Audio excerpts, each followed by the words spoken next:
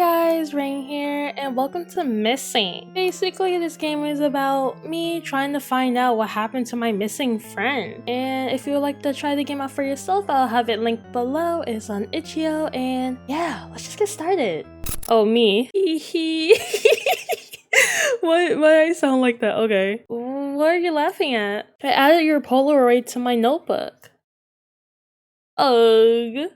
I don't look good in that photo though. I think you look adorable. I like it. No, look. It's like you're preserved here in my notes forever. Isn't that cool? No. I guess. That's a nice thought. Right? I hope we can look back on this summer in the years to come and reminisce over the good old days. ... More dots. I hope we stay friends. Forever. Your friend has been missing for over a week now. Dang, only a week? No, I'm just kidding. That sounds so foul. The local police weren't getting anywhere with their search. It's a small town, and missing people cases like this are rare and far between. You guess that the lack of progress made in their investigations were due to the fact that they were ill-equipped to handle something like this. Or maybe they were just incompetent. So you decided to take matters into your own hands. You have had your suspicions. In fact, you've been suspicious of him for a while now. It wasn't based on anything concrete. He's well liked in the community and seems to be a normal guy. It was just an uncomfortable gut feeling. And so, you find yourself standing outside a small house on the outskirts of the town. You look down into your notebook. Plan was to enter his home under the guise of official investigation. You'd have to impersonate a detective, which might get you in trouble if discovered. But if it all goes well, you'd be able to collect the evidence you need to find out what happened to your friend. Or maybe you were wrong. Maybe he's innocent and you're just blowing things out of proportion, all because of that gut feeling. You look back up at the house. It's a simple one-story building, and it looks quite homely. There are plants and other trinkets decorating the patio, and the lawn is neatly kept. You feel a small pang of guilt for intruding on such a peaceful-looking home. But that feeling slowly morphs into a sensation of fear. There's a chill running down your spine as you approach the front door. You stand outside, shifting from one foot to the other. This is it. Should you continue? It's not too late to back out now. Back out? Excuse me? No. Like, we came all this way. We're not just gonna back out. Like, hello? You were nervous, yes, but you were also determined to seek out any clues that may help you find your friend. You quickly smooth out the creases in your dress, making yourself look presentable. With renewed resolve, you knock on the door. There's a small shuffling noise coming from within. One moment. You hear footsteps approaching. The door creaks open, and a friendly face steps in front to greet you. You've seen him around town a few times, but his strikingly unusual appearance always seems to surprise you. Is it just me, or does he look evil? Can I help you? His sudden question knocks you out of your stupor. Oh, yes. You pull out a fake badge with a fake identity from your pocket. I'm Detective Quinn with the Border Springs Police Department. You are Cro, correct? Oh, Cro glances at your hastily made badge. Oh, he does not look amused. He's like, "What is this garbage?" For a moment, you're worried he's caught onto you, but then he gives you a affirmative smile. That's me. Hehehe. I'm just here to ask you a few questions in pertinence to an ongoing missing persons investigation. Do you mind if I come in? Perfect. Just as you rehearsed. He eyes you for a moment. A missing persons investigation? You nod. Your palms are beginning to feel sweaty from all the nerves.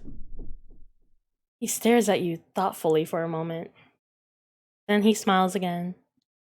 Sure thing, detective, come on in. You're totally not suspicious whatsoever or having a fake badge, but you know, come on in. Cro motions for you to enter. and you eagerly do so. As you step inside, he closes the door behind you. Oh. Oh, why does he look like that when he closed the door? Before you have any time to yourself to look around the place, you are quickly ushered towards the guest area. Sorry for my appearance, detective. I just gotten home from work, so I haven't gotten to change yet. He motions towards his outfit, the standard uniform issued to the crew members at the local train station. Ooh, is he Mr. Conductor? I'll brew up some tea for you. Do you have any preferences? No, anything is fine. Thanks, though. Alright, I'll be back momentarily. Make yourself comfortable. You take a seat down at the table, eyes trailing after Cro as he leaves the room. This could be a good opportunity to look around. Ooh, should I? I feel like I should. Because I'm a quote-unquote detective, and that's what I came here to do. So if he comes back and sees me snooping around, he shouldn't really mind that because that's my job, right? No. But I don't know. Like, is that considered rude? You know what, I would just snoop around. Eager to take advantage of his absence, you quickly leave your seat and head towards the hallway. It's a surprisingly long hallway. The place definitely looks smaller from the outside. Lights are all off, save for a yellow glow coming from the last room in the hall. Dang, we just opening doors? You nervously turn the doorknob of said room and peek inside. Oh, he has a walk-in closet? Oh, it says it right there. It's a walk-in closet. Rows of clothing are neatly hung on the closet rod. Everything is meticulously arranged by color. Blue, white, black. You walk deeper into the wardrobe, a little surprised that people actually have rooms of this size dedicated to clothing alone. And that's when you notice it. What?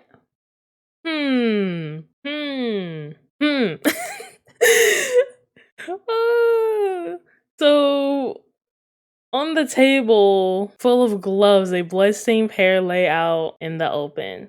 Dang, he didn't even wash it or clean it. Did he just do the job? Quote unquote, the job? You shakenly step closer to get a better look, reaching out to pick up the piece of evidence you needed.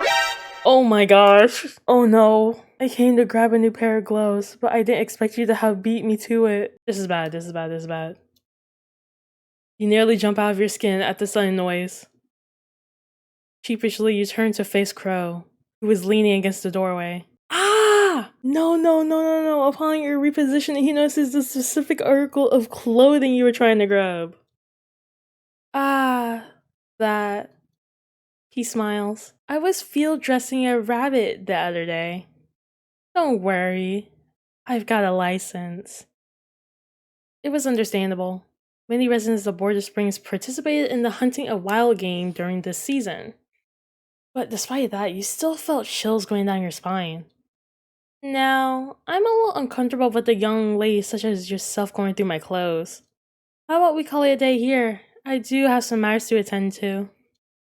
You nod meekly, embarrassed that he caught you at such a bad time, and you are swiftly escorted out of his home. Wow, ending too empty-handed. Maybe it wasn't a good idea for me to do that, but hey, I got an ending. Okay, let's try and get another one. Okay, so we're back to this part. So what happens if I back out, run away, wuss out? In other terms, I don't know right now. Or I can't think of right now. So let's back out like a wuss. You bit your lips nervously. This was a bad idea. There were so many things that could go wrong. For all you know, he could be completely innocent. You'd be accusing him of a crime he didn't do and trespassing into his private property.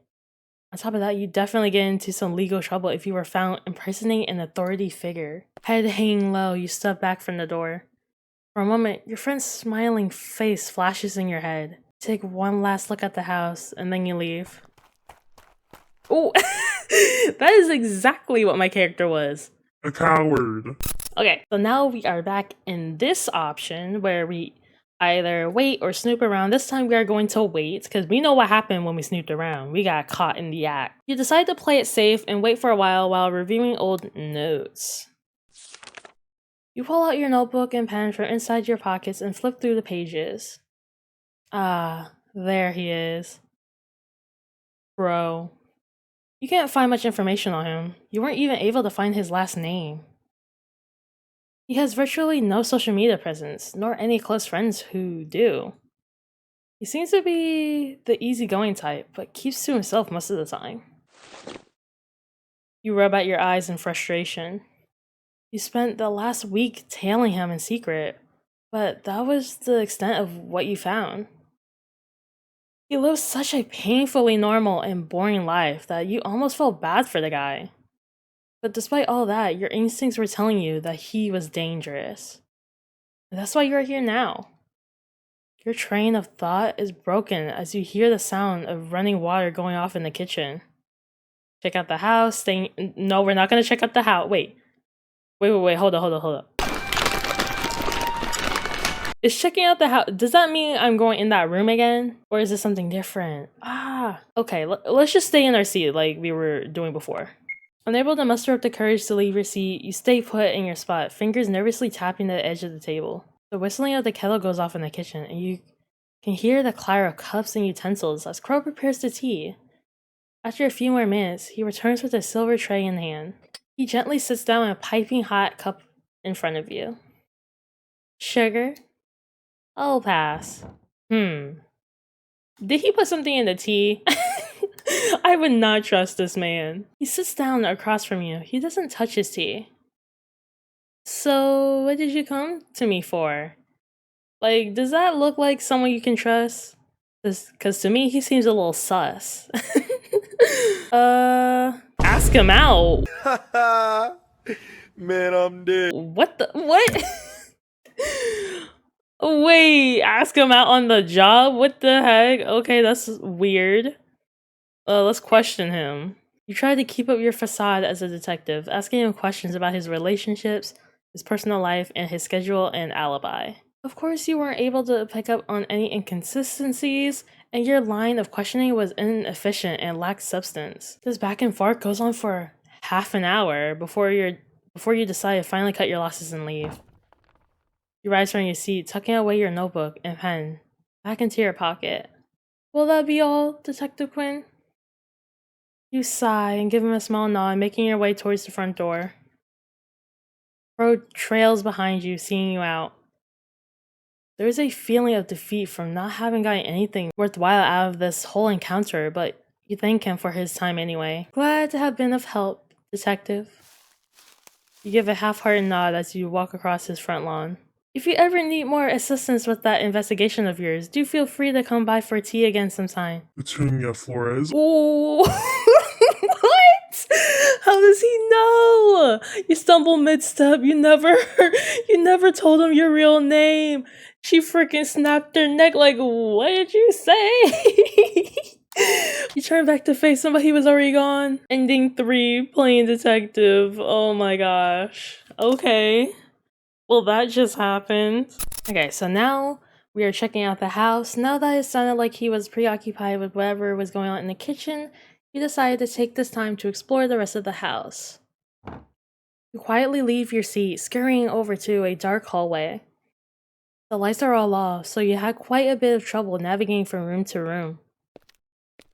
One by one, down the hall, you peeked into each room, a restroom, a storage room, and a bedroom, and finally, a closet.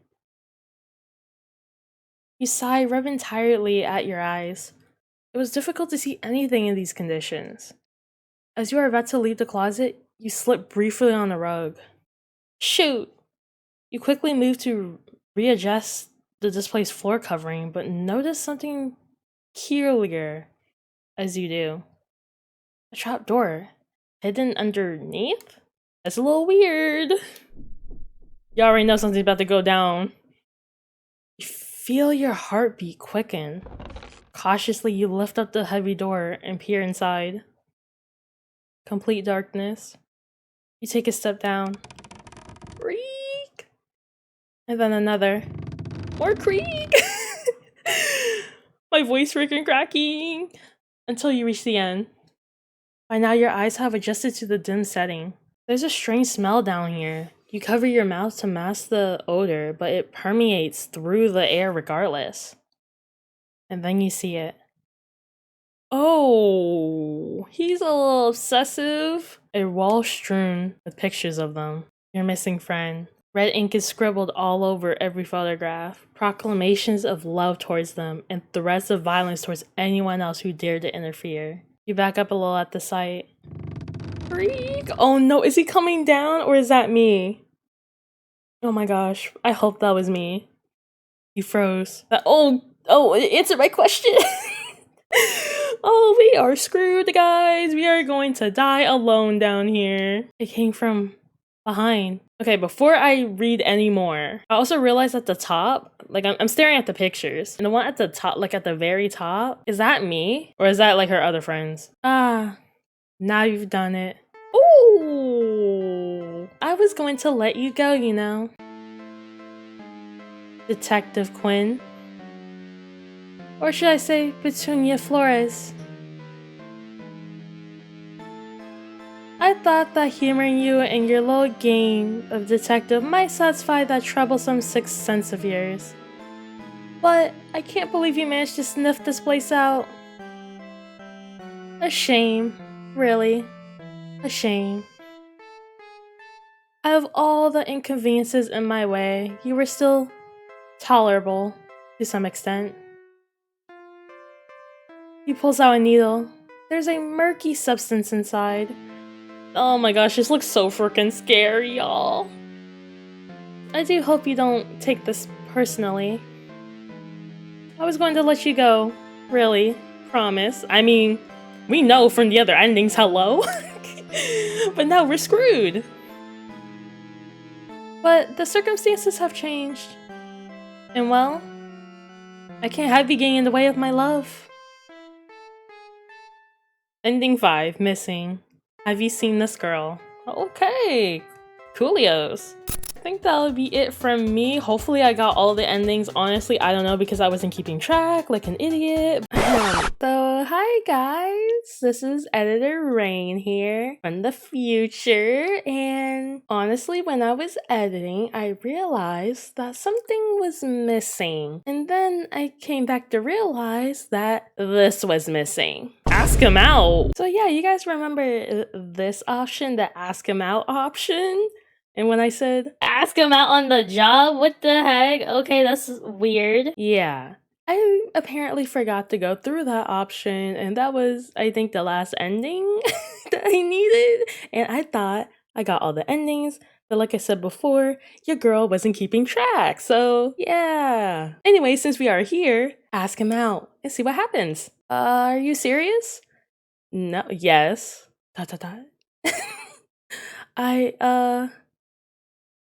Oh gosh, this is gonna be so awkward, isn't it? Buckets of sweat are dripping down your face. Cro seems a little uncomfortable at your sudden weird behavior. Oh no, this is gonna be awkward. I came today to, ask. Cro raises an eyebrow. Ask you on a date? There's a long silence between the two of you. Oh, he looks angry. He looks so pissed. Oh, get out of my house. Yes, sir. Ending 4, not a dating sim. Okay, that is it from today's video. I had to come back and re-record that ending because I realized I was missing it and I didn't want to post this video without getting all the endings because, you know, your girl tends to get all the endings. Unless it's hard to get the ending, but I try my best, so yeah. Anywho, I would like to say this game pretty cool, pretty interesting. I mean, I don't really like the generic obsession with like the murderer being obsessed with the person that they killed or kidnapped or whatever, because you know it's kind of getting old. But other than that, the characters' art styles look cute. I appreciated the creator's personal touch to the game if they did draw the characters. If not, it's still okay. I like the art style, and yeah, I just enjoyed it. That's about it. And so on Saturday, I'm going to be continuing Malediction and hopefully get some more endings. I'm very excited to record it soon, and hopefully you guys are looking forward to that. So as always, thank you guys for watching. Have a good one.